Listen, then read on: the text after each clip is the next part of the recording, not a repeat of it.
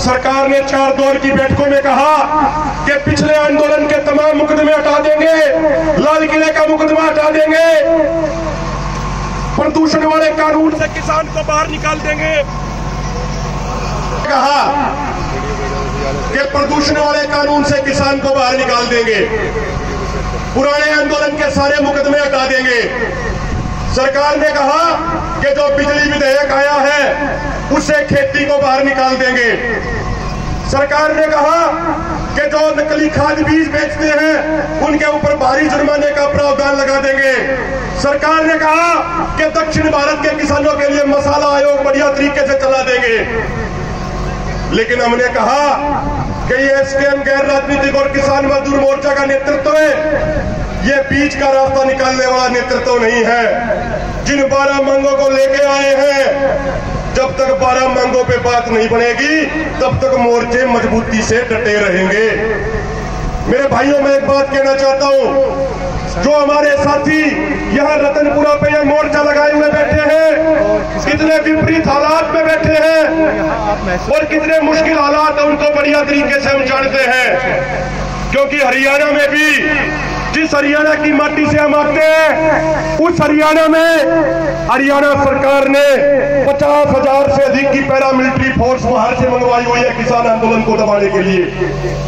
उस भारतीय जनता पार्टी की सरकार ने हरियाणा में हजारों किसानों को नोटिस दिए कि आपकी जमीन कुर्की कर लेंगे, आपके बच्चों के पासपोर्ट रद्द कर देंगे, आपके खाते सीज कर देंगे।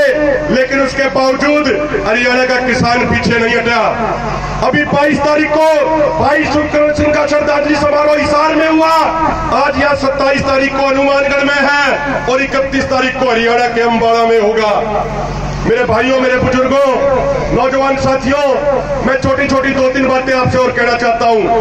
जो ये नौजवान साथी, जो हमारे ये रणबांकुरे, जिन्होंने इतनी मजबूती से मुश्किल हालात में यहां मोर्चा लगाया है, उन साथियों को मैं एक बात कहना चाहता हूं। चाहे हमारे भाई महंगा सिद्धू हो, चाहे हमारे बड़े भाई इंद्रजीत सिंह पन्नीवाला हो, चाहे हमारे भाई संदीप सिंह जी हो, चाहे हमारी बहन रमनदीप कौर हो, भाई रवि हो और इनकी पूरी टीम, हमारे भाई मनिंदर मान जी, हमारे साथी साबराम जी और वो तमाम साथी जिनका मैं नाम नहीं ले पाया, उनसे माफी मांगते हुए मैं एक बात कहना चाहता हूं।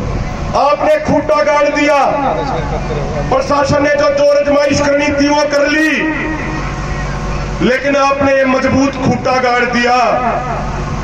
अब आपकी ये दोगुनी जिम्मेदारी बनती है और आप तमाम बुजुर्गों की, नौजवान साथियों की जिम्मेदारी बनती है कि इस मजबूत खूंटे को उखड़ने नहीं देना। जब 12 मांग पूरी होंगी उसी के बाद ये खूंटा उखड़ेगा, न तो खूंटा तो यो गड़ गया, खूंटा ही उखड़ेगा नहीं। मेरे भाइयों, हमें नहीं मालूम, हमें यह नहीं मालूम कि कितनी मांगे पूरी करा पाएंगे, कितनी मांगे पूरी नहीं करा पाएंगे, हमें नहीं मालूम। हमें नहीं मालूम कि कितने दिनों तक आपके बीच में रहेंगे।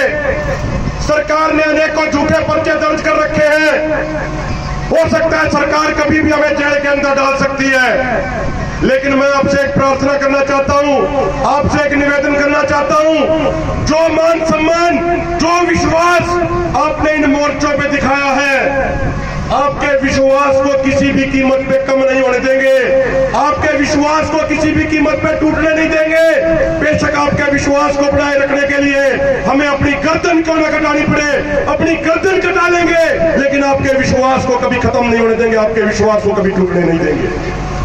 मेरे भाइयों, नौजवान साथियों, 21 तारीख का वो दिन, 21 फरवरी का वो दिन जब हमारे भाई सुखकरण सिंह को गोली मारी गई, वहां गोलियां चलाई जा रही थी, जहरीली गैसों के गोले छोड़े जा रहे थे।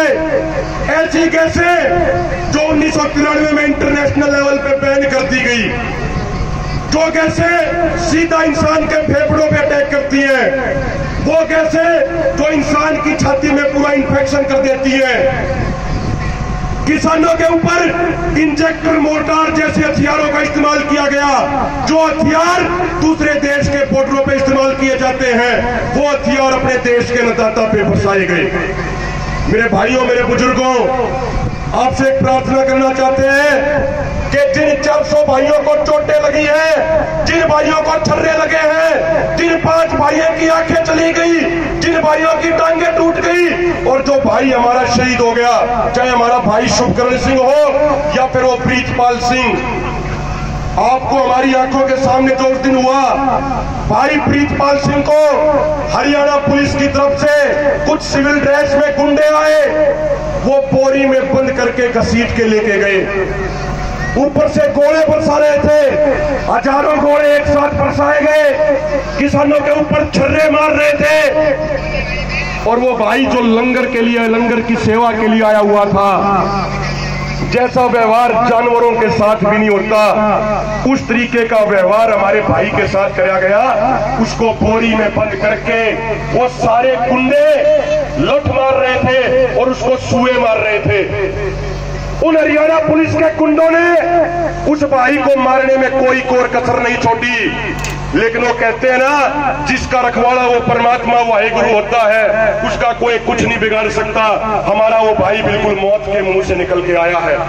मेरी एक प्रार्थना आप लोगों से हाथ जोड़ के ये विनती करना चाहता हूं, दोनों मोर्चों ने ये प्रोग्राम दिया है कि जब भी ये भारतीय जनता पार्टी या उनकी सहयोगी पार्टी वाले जब भी आपके गांव में वोट मांगने आए, हमारे इस भाई शुभकरण सिंह की फोटो एक हाथ में लेके उनके प्रोग्राम में जाना है। गांव वालों ने जिस पोस्टर पे लिखा होगा कि आखिर मेरा कसूर क्या था, मैं तो प्रधानमंत्री जी को उनको खुद के वादे याद दिलाने दिल्ली जा रहा था। वो वादे जो प्रधानमंत्री जी ने अलग अलग टाइम पर करे थे, वो वादे याद दिलाने के लिए अपनी देश की राजधानी में जा रहा था। लेकिन मेरी बात सुनने की बजाय मुझे गोली क्यों मारी गई? इनसे सवाल पूछने हैं भाजपा वालों से कि जो प्रधानमंत्री जी एमएसपी गारंटी कानून बनाने की बात 2011-12 में करते थे, 2014 से 2024 तक प्रधानमंत्री रहे, उन्होंने वो मांगे पूरी क्यों नहीं की, वो वादे पूरे क्यों नहीं करे?